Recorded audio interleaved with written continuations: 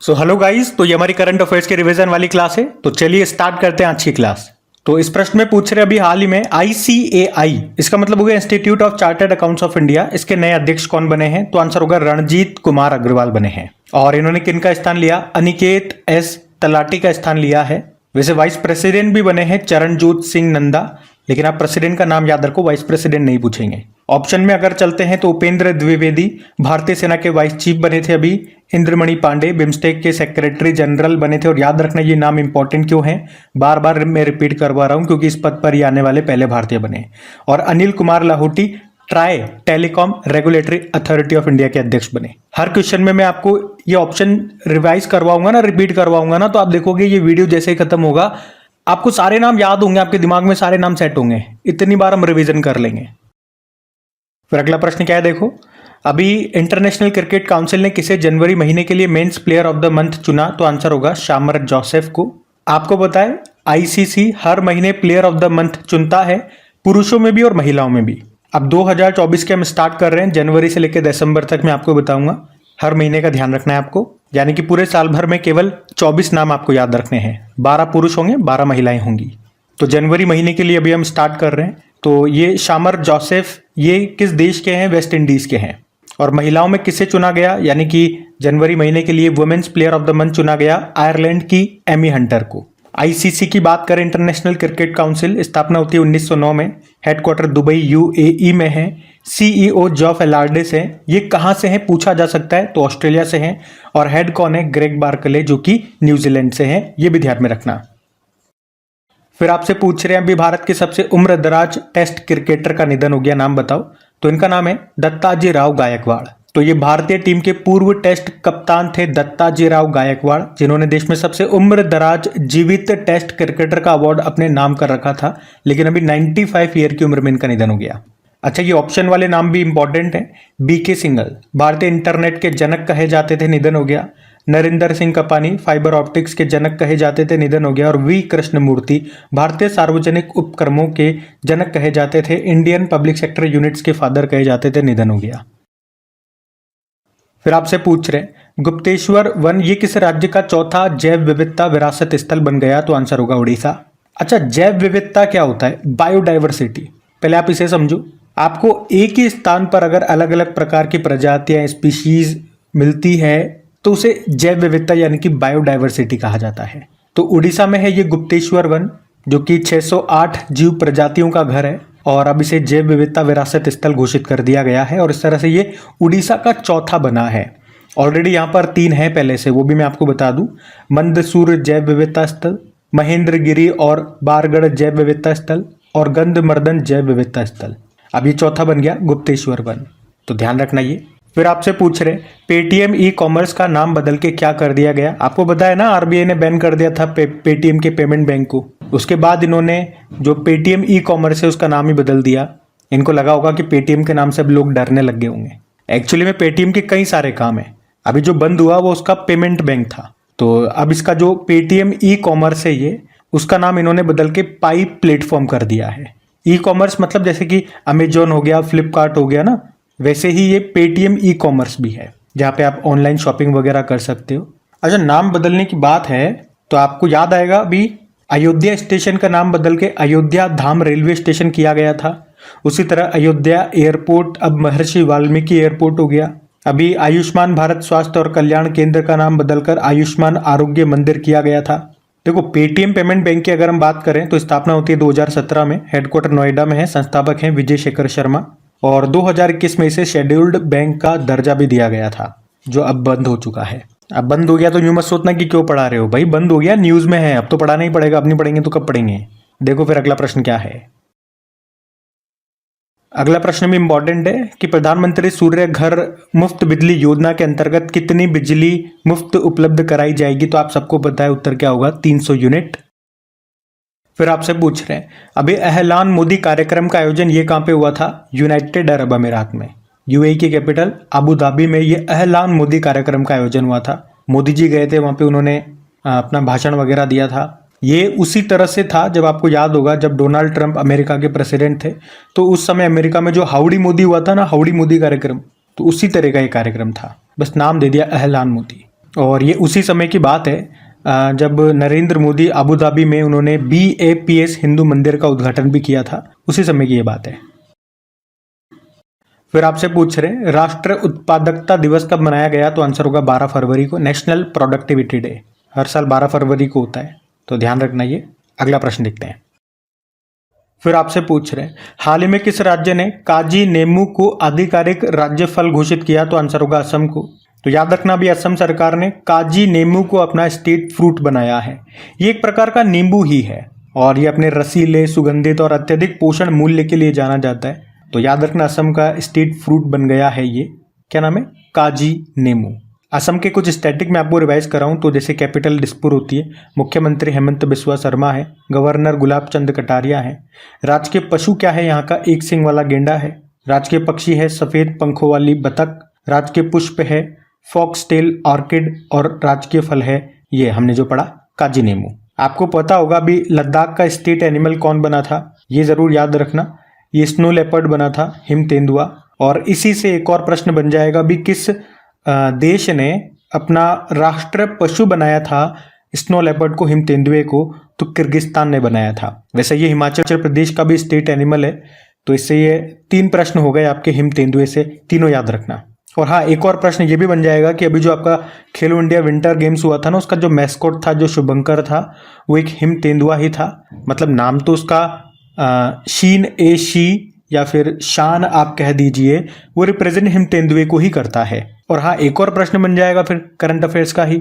देखो कितने सारे प्रश्न बन गए हिम तेंदुए से। ऐसे ही आपको लिंक कर करके जोड़ जोड़ के पढ़ना है।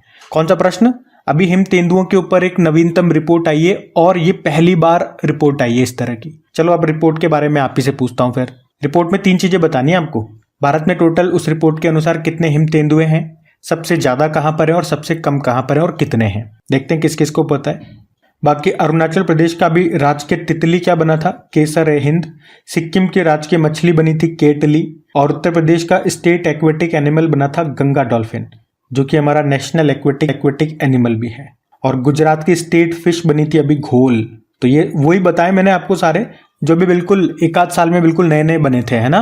रिवाइज कर लो इनको, क्योंकि रिवीजन क्लास चल रही है हमारी। जितना होगा बेस्ट कंटेंट मैं आपको रिवाइज कराऊंगा कम से कम समय में। आप देख रहे होंगे बिल्कुल भी कुछ भी एक्सप्लेन नहीं कर रहा हूं मैं, पॉइंट टू पॉइंट चीजें बताता जा रहा हूं कि ये पढ़ लो, हाँ ये पढ़ा था, वो पढ़ा था, देखो ये यहाँ से वहां से। ऐसे ही होता है रिवीजन, ऐसे ही होता है। तो सेशन अच्छा लगता है तो प्लीज वीडियो को लाइक भी करा करो, सपोर्ट भी करा करो, ताकि जब मैं आपको चीजें पढ़ाता हूँ आपको अच्छा लगता है ना, मन से, दिल से, मजा आता है ना पढ़ने के बाद कि हाँ मजा आ रहा है। तो अगर आप वीडियो को सपोर्ट करोगे, मेरी मेहनत को सपोर्ट करोगे, तो मुझे भी अच्छा लगेगा। भाई आपकी तरह मैं भी इंसान हूँ, मेरा भी थोड़ा बहुत तो हक बनता ही होगा कि मुझे भी अच्छा फील हो। और अच्छा फील कब होगा, जब जिस तरह से मैं आप लोगों को सपोर्ट करता हूँ आप भी थोड़ा बहुत मुझे सपोर्ट करो। बस यही कहता हूँ, वीडियो को लाइक कर दिया करो, अपने दोस्तों के साथ स्टडी ग्रुप में एक बार शेयर कर दिया करो। देखो फिर अगला प्रश्न क्या है, अभी अंतरराष्ट्रीय बाल कैंसर दिवस कब मनाया गया, तो आंसर होगा 15 फरवरी को। इंटरनेशनल चाइल्डहुड कैंसर डे बोलेंगे अंग्रेजी में। देखो ऐसे याद रखो, कैंसर से संबंधित आपको होगे कई सारे प्रश्न बताए आपने। 4 मुख्य रूप से डेज हैं, वो याद रखो। एक तो सबसे इंपॉर्टेंट होता है वर्ल्ड कैंसर डे, वो तो आपको याद रखना है 4 फरवरी। एक मैंने बताया वर्ल्ड लंग कैंसर डे, वो 1 अगस्त को होता है। एक नेशनल कैंसर डे बताया, वो 7 नवंबर को होता है। और एक ये अंतरराष्ट्रीय बाल कैंसर दिवस 15 फरवरी को। वैसे 15 फरवरी को वर्ल्ड हिप्पो डे भी होता है। हिप्पो मतलब दरियाई घोड़ा। कैंसर से आपको याद आएगा, पहले तो ये याद रखो, कैंसर की स्टडी ऑफ कैंसर क्या कहते हैं, ऑन्कोलॉजी कहते हैं। और जो सर्वाइकल कैंसर है याद रखना। चलो ये बताओ ये किस वायरस से होता है, ये आपके लिए प्रश्न है। मैं आपको ये बताता हूँ, इसके लिए अभी जो स्वदेशी वैक्सीन आई है जिसको serum institute of India Pune ने बनाया है, उसका नाम सर्वावैक है। अभी इंतरिम बजट में कहा गया था कि जो बच्चियां 9 से लेकर 14 से उनको फ्री में ये वैक्सीन लगाई जाएगी। मैंने आपसे पूछा सर्वाइकल कैंसर का वायरस का नाम बताओ, चलो मैं ही बता देता हूँ, ह्यूमन पेपिलोमा वायरस है, ध्यान में रखना। और ये भी याद रखना, अगर पूछा जाए, और पूछा गया है अभी प्रश्न किसी एग्जाम में, ध्यान से सुनना, कि किस थेरेपी को मंजूरी दे दी गई है जिससे पहला कैंसर मरीज अभी ठीक हुआ था, तो CAR T सेल थेरेपी। इस थेरेपी के बारे में हमने पढ़ा था। प्रश्न एग्जैक्टली ये नहीं आया था जो मैंने आपको बताया, लेकिन जो मैंने आपको प्रश्न करवाया था ना CAR T सेल थेरेपी, वहीं से प्रश्न बना था। बस मेरे को याद नहीं आ रहा प्रश्न क्या था, लेकिन प्रश्न ये पता है कि आया जरूर था, क्योंकि आप ही में से एक स्टूडेंट ने मुझे बताया था कमेंट में, इसलिए मैंने उनका कमेंट पढ़ा था तो याद आ गया मुझे। और ये भी मैं आपको बता दूं, याद रख लेना, कि एम्स दिल्ली ने अभी कैंसर का शीघ्र पता लगाने के लिए एक AI प्लेटफॉर्म लॉन्च किया था, उसका नाम है ioncology.ai।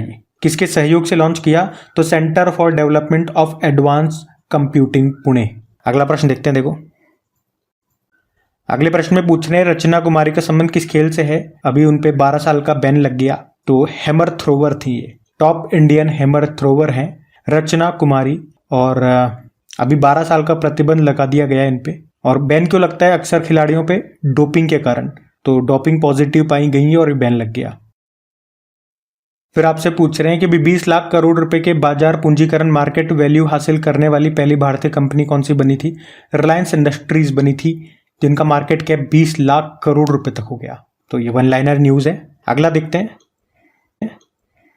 किस राज्य सरकार ने युवाओं को ब्याज मुक्त ऋण देने के लिए अभी स्वयं योजना शुरू की थी? तो आंसर होगा उड़ीसा ने। मतलब इसमें आपको 1 लाख रुपए तक का लोन मिलेगा, वो भी ब्याज मुक्त, ब्याज नहीं देना आपको। इसमें जो पात्र कैंडिडेट हैं जिनको मिलेगा ये, वो 18 से 35 वर्ष आयु तक के होने चाहिए। और उद्देश्य साफ है कि यहाँ से पैसा ले लो और अपना कोई काम धंधा, कोई खुद का स्टार्टअप वगैरह आप शुरू करो। स्वयं की फुल फॉर्म भी है स्वतंत्र युवा उद्यमी। उड़ीसा कैपिटल आप जानते हैं भुवनेश्वर है, मुख्यमंत्री है नवीन पटनायक और रघुबर दास यहाँ के गवर्नर है। फिर आपसे पूछ रहे हैं अभी किस देश ने AI पावर्ड सड़क सुरक्षा के लिए नवा गवर्नमेंट पुरस्कार जीता? तो आंसर होगा भारत ने। आपको याद होगा अभी वर्ल्ड गवर्नमेंट समिट का आयोजन हुआ था, कहाँ पे? यूनाइटेड अरब अमीरात में, और वहीं पे भारत ने ये नवा गवर्नमेंट पुरस्कार जीता। किसके लिए? AI पावर्ड सड़क सुरक्षा के लिए। एक्चुअली में हमारी जो सड़क परिवहन व राजमार्ग मंत्री नितिन गडकरी जी, उन्होंने 2021 में आई रास्ते नाम से एक परियोजना शुरू की थी। इसमें क्या होता है, आर्टिफिशियल इंटेलिजेंस की मदद से सड़क सुरक्षा इंश्योर की जाती है, और उसी के लिए भी भारत ने यहाँ पे ये नवा गवर्नमेंट पुरस्कार जीता है। आई रास्ते की फुल फॉर्म भी मैं आपको बता दूं, क्या पता पूछ ले कभी, intelligence solution for road safety through technology and engineering.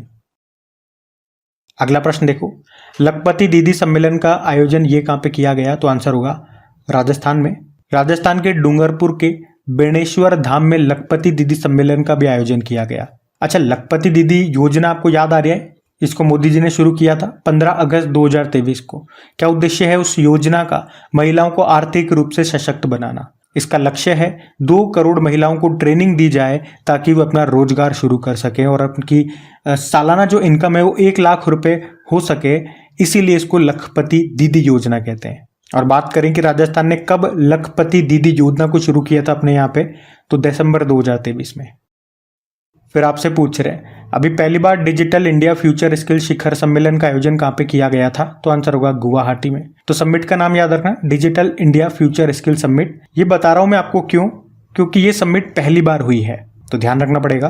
कहाँ पे? असम के गुवाहाटी में हुआ। किसने इसका आयोजन किया? इलेक्ट्रॉनिक्स और IT मिनिस्ट्री ने। और इसके मंत्री कौन है? अश्विनी वैष्णव है, आप जानते हो, जिनके पास रेल मंत्रालय भी है, तो ये ध्यान रखना। फिर आपसे पूछ रहे हैं अभी IRCTC के नए चेयरमैन और मैनेजिंग डायरेक्टर यानी कि CMD कौन बने थे? संजय कुमार जैन बने थे। देखो IRCTC का मतलब होता है Indian railway catering and tourism corporation limited. आप जानते हो भी जया वर्मा सिन्हा रेलवे बोर्ड की पहली महिला अध्यक्ष बनी थी। अनिल कुमार लाहौटी हमने पढ़ा टेलीकॉम रेगुलेटरी और अथॉरिटी ऑफ इंडिया के अध्यक्ष बने थे। और मनोज यादव ये रेलवे सुरक्षा बल रेलवे प्रोटेक्शन फोर्स के डायरेक्टर जनरल बने थे। तीनों ये चारों अपॉइंटमेंट मैंने आपको रेलवे से संबंधित ही रिवाइज करवाए हैं।